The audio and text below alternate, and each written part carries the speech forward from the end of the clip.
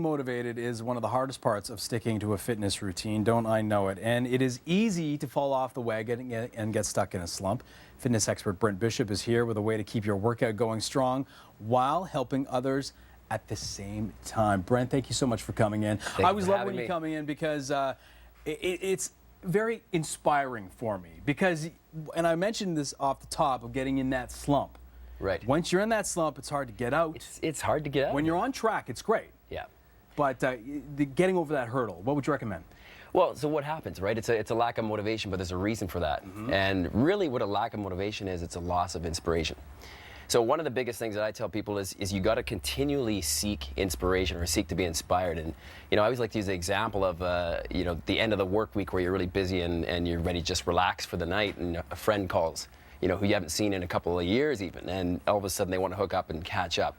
What's your mind state at that point? You've gone from unmotivated and tired to all of a sudden motivated and excited. It's amazing. It's amazing. It goes off like a light switch. Exactly, and it's different for everybody. So finding what inspires you is going to change your state of mind because fitness is essentially 90% mental. Completely. Right? Once you put your mind there, you can take yourself there. And that's what I find with me. If I have an objective, if I have a plan, and a lot of times it comes to a charity run, for example, and I know I have 3 months to plan for this, it's a good motivator.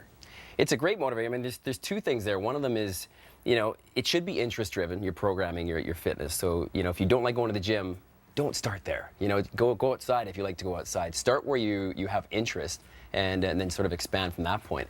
But the thing I like about events, it's about the experience, right? If you're training for, a 10K or let's say it's even a hike or something that's meaningful to you, the whole time you're training for that and elevating your performance, you're losing, body fat, you're getting stronger, cardiovascularly fit, and nobody can take that experience of crossing the finish line, as you know, right? And it's a great way to sort of propel yourself forward and create that momentum. And also the altruism behind it, because hopefully it's going to raise a lot of money, and you get fit at the same time, right? Well, it's about finding your why. And I always use cancer because cancer is it's so prevalent. I mean, the Canadian Cancer Society, I think, estimates about 500 people per day next year will be diagnosed.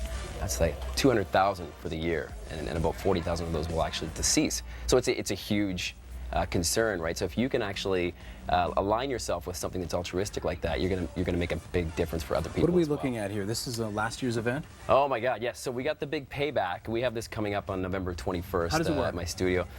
It's really simple. It's a lot of fun. It's basically a role reversal. The clients train the trainers. So there's a lot of hype that leads up to this. They're creating their programs. And basically, what they do is they purchase 2 minutes, 5 minutes, and 10-minute time slots.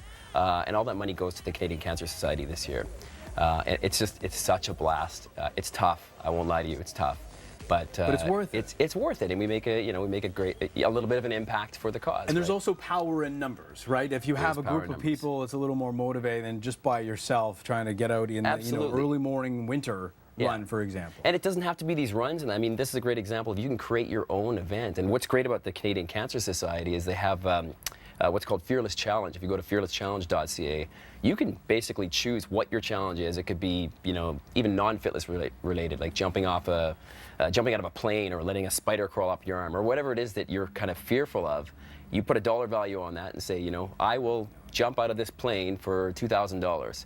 And if you reach your goal, that money goes to the charity. And of course, you have to film it and broadcast it on social media for everybody to see. But you're sort of that rare specimen. Do you need these events to keep you in line a little bit, to keep you motivated? I'll tell you what. I mean, I do a lot of these events with my studio. So this one's Think Fitness Studios. ThinkFitnessStudios.com to find out more about it. But I do my own personal ones. Usually drag a good friend of mine along as well. That are pretty extreme challenges, and what gets me through them, I always align them with a charity.